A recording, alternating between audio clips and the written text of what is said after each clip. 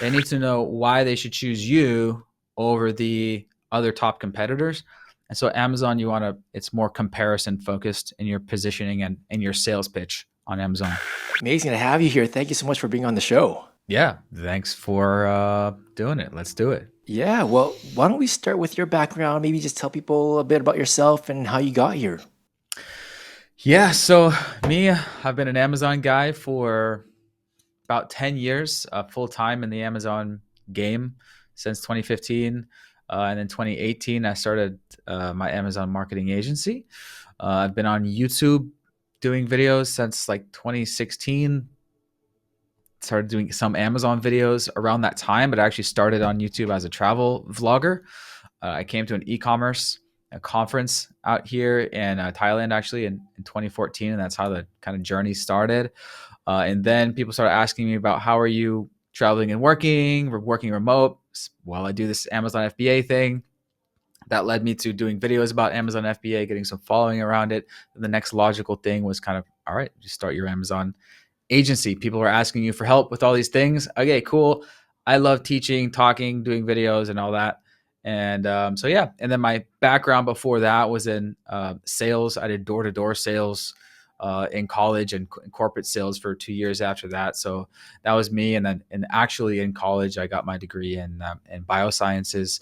Totally not doing anything related to that now, but that's my background. Very cool. And door-to-door sales, that's probably, thick skin on that. Can I ask what kind of sales you were doing back then? Yeah, I was knocking doors for Comcast. So I was selling you a bundle with your landline, your internet, and your TV, and I was getting out there talking to people. And yeah, it's a great thing to practice your communication skills and your sales skills. So Amazon, the world of Amazon, as you and I both know, it's pretty crazy. It's constantly changing. Um, and now in my world, it's the dietary supplements, but in your world, it's not just dietary supplements. It's the whole spectrum of products. Is that right? Like what products do you focus in on or Yeah. hone in on? Well, anything you want to sell on Amazon, really. So I've been running my agency for 6 years now, and we've worked with every little thing. And then how it went was we started working with a lot of supplements companies just because there's a lot out there, right? It's a wide space. There's a gazillion supplements. And then we started getting some case studies with them. And then, clients would ask us, do you have a specialty category? And I would look at my business partner, Ryan, and be like, maybe supplements. We've worked with lots of those. And so we just started saying, it's just started being like supplements are our specialty. Yeah, supplements are our specialty. And then we get more case studies with them. And then that leads to more clients in. And now I'm just like, yeah, supplements is our specialty. And so I'm doing how we discovered each other through the supplements keyword on YouTube. That's how I discovered you. And then I left a comment on your video. Then, anyways, that's how we're doing this. Yeah. And so I started doing more videos around that niche over the past year. And yeah, that's what leads us here. Speaking about your channel, there's a lot of great information on there. It's crazy how much information is on there. Very, very valuable. So thank you for that. I know a lot of my audience finds value in it, and it's called. I think it's called Riley Bennett Amazon. Correct? That's the Yep. channel. Perfect. Yeah. So let's get into more of the meatier topic, right? About Amazon and selling supplements here. So like let's start like what are some of the common mistakes people make when trying to sell, trying to launch their product for the first time? Let's just start there. Yeah. Well, I would say kind of just the big thing is just in general, just not knowing what you're doing. So in my notes, I have a consult in it. Make sure you know what you're doing. So consult an Amazon expert, consult a branding expert, consult an expert in your niche slash industry. It's the same stuff with any type of startup. Um, you know, get with people who know the space and know what it takes to be a success and follow their blueprint instead of just winging it.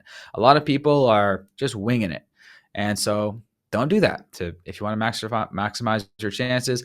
And then the other main thing is if your product is not unique and or better than other options out there, then people have no reason to choose you. So a common mistake is not putting in the proper work to develop a better and unique product. And so make sure to do the proper R&D before you come to any marketplace. And again, that goes with any type of business. Interesting. So on the topic of winging it, I agree with you. I think, it's crazy the amount of money you would have to pour into this investment and to just go in there unprepared is a bit shocking. And with Yeah. regards to innovation or making sure you have a very unique proposition, in the world of supplements, there are stock formulas. So essentially, you're just buying the same formula from a manufacturer and just branding it under your brand. Is there a space for that still in the Amazon space? Or are you saying yes, but you still want to do something more unique? Are you poo-pooing on stock formulas? Like, what does that look like to you? Yeah. I mean, if you're doing a stock formula, you need to think, why are they going to choose you? You have price and you have branding. So unless you're coming into it like you're an influencer, you already have a set, like you can drive external traffic to your Amazon store. Okay, that's another conversation. But if you're just relying on the daily Amazon shopper, why are they going to choose you if you're just the same formula as everyone else? Like, just think about that. And so it's not going to work. There's always going to be someone cheaper than you. And so,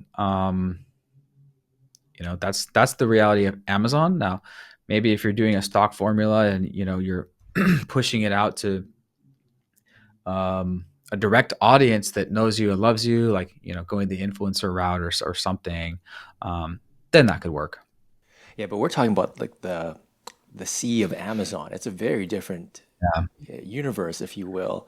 Um, so just going back to like the common mistakes, obviously people do wing it. What would you say would be one of the most common things that keep happening over and over again? So maybe they tried, didn't work, and then they go to you. If you were to backwards engineer and see like what happened, where was the breakdown? What would you say is something that comes up all the time?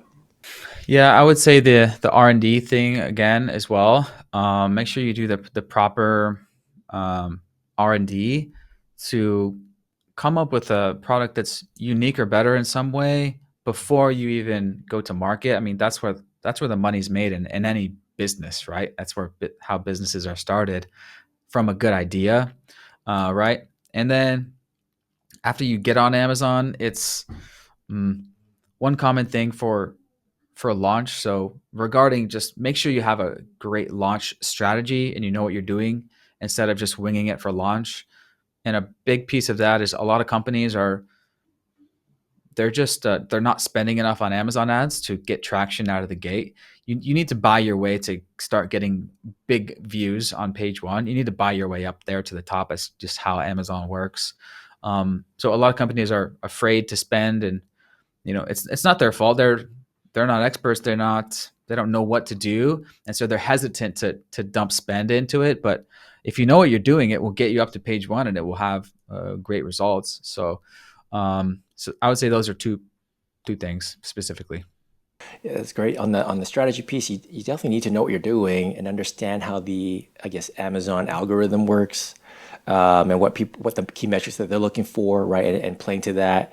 On the spending on ads, how much would you say one would need to spend to get there in an ideal scenario? The number I say, there's no way to know until you test with any marketing, but the number I say is $100 a day. It's just an easy round number. So if it's a startup product on Amazon, brand new, we normally just put in $100 a day to that daily budget, and we press go and we see what happens and we check it every day. If it's an extremely competitive keyword, it may get gobbled up in 6 hours, that $100. If it's a really niche keyword, it may not be spent at all. It may be only spent $50 through that $100 in a day. So you just need to, I would recommend just starting with that. And this is like per product that you want to push. And you just got to adjust day by day based on your goals. The top three things, let's say new brands, what should they focus in on? When they're starting, they want to hit the sales, they just launched, they have no audience. What would you say the top three things that they can do right off the bat? Sure. So assuming R&D is already taken care of, already made a great unique product and it's awesome. Um, Next thing is branding. So make sure to get your branding done, logo, color schemes, brand voice, positioning, website, all of that. And then actually, kind of a separate point of that is positioning, and specifically Amazon specific positioning. So let's say you're a supplement startup and you had a creative company make your website and a copywriter write all the copy. When you go to make your Amazon storefront and your Amazon page, the copy and the positioning will be a little bit different. On Amazon, you want to be comparison focused. So, like on your website, it's usually the positioning is geared for cold traffic. You're going to be running cold social media ads to your supplement. Let's say it's you know a CMOS gummy. Like your website is all about the benefits of CMOS gummy and why you need a CMOS gummy. On Amazon, they don't need to know why they need a CMOS gummy. They just searched it. They need to know why they should choose you over the other top competitors. And so Amazon, it's more comparison focused in your positioning and in your sales pitch on Amazon. And then the other top three thing is strong launch strategy. So making sure you're spending enough on ads is one. Getting reviews fast, starting with a strategic sale price,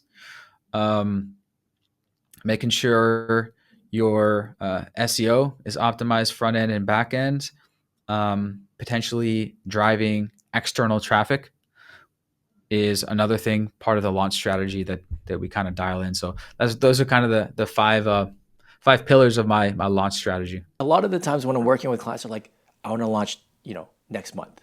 And I'm like, it's not happening. First of all, just getting inventory is not going to work. But from your point of view, because there's so much that goes into the strategy itself and the branding and obviously understanding the price points and your competitors, there's a long lead up, I imagine. And what would you say is a realistic time frame?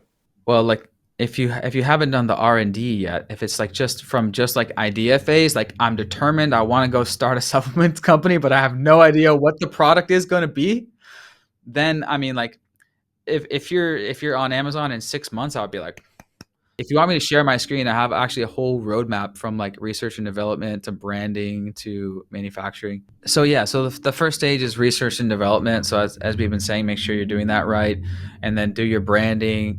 That can take a while. And then manufacturing, that can take a couple weeks, sometimes a couple months. It depends. Then you got to get your photo shoot done, then your graphic design done.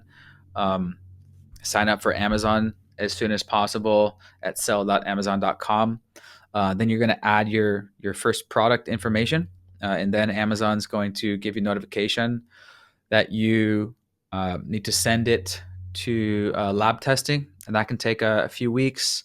And then after you approve, then you can send your inventory to FBA. So yeah, from idea, hey, I want to start a supplements company, but I don't know what the product is, like 6 months to a year, like realistically, to get your first sale. But as in any business, there's lots of moving pieces, and it's up to how much work you want to put in and what your budget is and how fast you want to go. Yeah, and from a manufacturing standpoint, I'm going to say, at least 3 months for after you've already locked down on the idea. So once you've already made the decision that you've got the formula figured out, the packaging figured out with the manufacturer, that's another 2 to 3 months right there.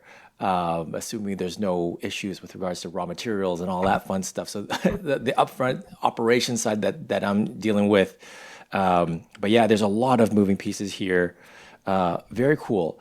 So why is comparison focus such a big thing on the Amazon world compared to, say, the typical D2C website? Like, why, in your mind, why is that the case? Well, on the D2C website, typically, well, commonly they're coming there because they're targeted via a social media ad, and they're kind of in discovery phase of learning about this supplement and this this CMOS. What is CMOS? Why do I need it? So that's like your website. It's for cold traffic.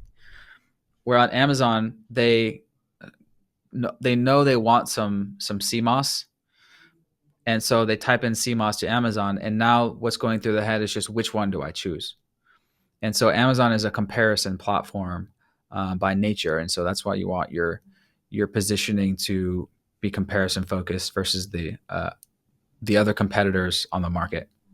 And because it's so competitive, and as an Amazon shopper, myself an avid one, it's there's this element of competing on price, right? Like there's this pressure to be cheaper than the other person or the other brand, and then now it's a race to the bottom. How do you insulate yourself from that, or can you? Like, is that even possible? Like, can you even launch a product that's fairly premium in price? Is that something that's even doable for a brand new, supplement line? Yeah, I mean, if your product is unique and or superior slash better than shoppers, then they will have a reason to pay a higher price. If not, then not. So if your product is the same as others, then the levers that you have is price, your creative, so your sales pitch, your videos, and just trying to convince them, hey, pay more for me. At the end of the day, I'm the same product, but it's up to your job to try to convince them, right? And then you have your offer. Maybe that's some promotions, but still, it's really just price, but maybe it's a 2-pack, 3-pack, hey, whatever. And then you have your reviews.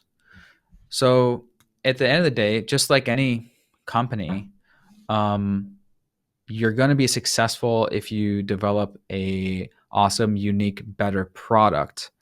And long term, the best products are going to win. I would not recommend going on Amazon um, if you plan to have your value proposition be we're the best priced, because someone will always be willing to undercut you on price, like the manufacturer direct, for example. And so the big money is really made in the R&D. When we're talking about R&D, we're talking about the formulation, the claims, maybe the type of ingredients. Anything else I'm missing? Yeah, you could also say trends. So try to come out with a something that's trending up, not trending down. And with any business, timing has a lot to do with success in any business in life, especially with supplements. So if you can catch the wave on the next trending thing, then that's good. Yeah, that's a great point. Like the Ozempic trend, I think maybe we're surpassing that now, but rewind about a year ago, and there was a lot there that I think, from an R&D standpoint, could have capitalized on. Now we're seeing things at least in the retail stores. I think CVS did. They have like this huge section for the Ozempic crowd, so it's like supplements that you can take in conjunction with those that are taking, Ozempic, because of the side Mm. effects and all these things. So that's one way that, I guess the retail market is trying to capitalize on that. But I hear you. Cool. And so when it comes to supplement selling versus other products, so I don't know if you're doing kitchen appliances, et cetera. What makes supplements so unique in that inherent product? Like how is it different selling supplements versus the other categories? Yeah, I mean, I've worked with every single niche. I mean, with supplements, the main thing is the recurring order. It's like it has the potential to be a subscription. Like that's the whole thing. And so the LTV is potentially really high if you can get a lifelong customer. So there's that, and then the ability to scale your catalog really wide, because it's relatively easy to come out with the next product, next one, next one, next one, next one. And if you can build up lifelong loyal customers to continue get every month or every few months get their supplements from you, the big money is made in that recurring order, that lifetime value. So that's the whole thing. That's right. And I don't know if you know, he's another, um, I guess, expert in the supplement side. Bobby Hewitt. He's like on the sales, like the D2C side. I don't know if you've heard of him. He's got his own podcast. I've connected with him. He's been on the show a couple times, and he talks about that. Like the money's made on the back end. It's the returning subscribers. It's the other products you sell, other product lines you sell. It's not on that first buy. So let's switch Yep. gears a little bit and talk a little bit about my favorite topic about compliance. And as you know, Amazon has really upped their testing requirements as of late.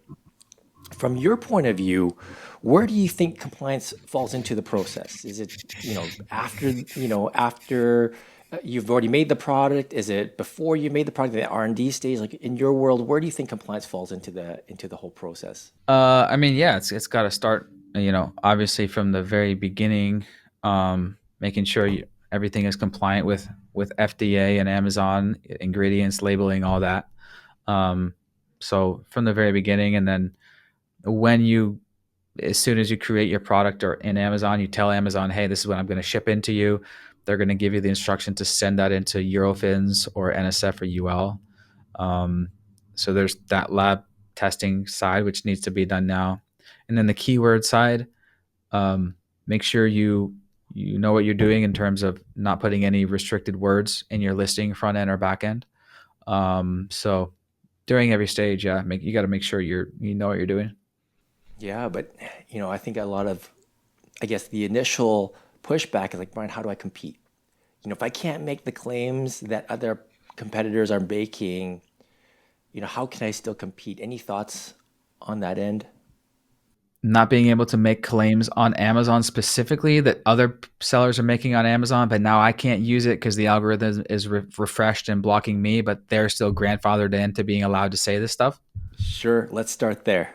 Yeah. I mean, yeah, that happens. Amazon is weird. The algorithm, no one knows exactly how it works, and that happens. It's like competitors are using restricted words, but you can't. Um, I mean, this is business. There's going to be roadblocks and situations that out of our control that we can't control with Amazon or any business. So this is just part of the game. It's your job as an entrepreneur to come up and develop with the best and most unique product. And at the end of the day, the best product will win. Same on Amazon, same in any marketplace. The long-term reviews will dictate who wins in the long term. I understand now the greater significance of the R&D. So you got to think about, not just the product features and the inherent difference, but also the point of view of, well, if Amazon were to block you from certain claims, how do you build that buffer in? How do you build that insulation in? Or how do you build a different type of feature that can't be blocked by Amazon? And considering all of these in the R&D phase, I think there's that element too. So very interesting. Riley, I know that there's so much more we can get into. Now, what services do you offer, and how can people get a hold of you? Yeah. So with my agency, our bread and butter is Amazon management. So full service Amazon store management. About half of our companies we work with, we're doing like A to Z management. So totally managing their Amazon channel. So the marketing stuff and the back end seller central and inventory management too. So just completely taking care of the channel so they can worry about their Shopify or retail or other channels that they're doing. Um, and then about half of our companies we work with just hire us for the marketing side. So they'll launch the Amazon ads, the SEO, get you more eyeballs, get you ranked higher, and just the marketing side of it. So that's PPC, SEO, CRO, it's conversion rate optimization, launch, um, consulting, and then seller central management on the back end if you need that. And then we also do creative. So the creative graphic design and copywriting side. So we'll design your storefront and your Amazon page into what I call an Amazon conversion page, which is basically just a conversion focused and comparison focused Amazon page, following all the best practices that you heard coming out of my mind, and as you people might have seen on my YouTube channel. So there's that too, and then also some companies come with us and they need a custom plan, and we do that too. So yeah, Amazon marketing services, and then how you can find me on YouTube, Riley Bennett Amazon, and my website is amazingmarketingco.com. That's my agency website.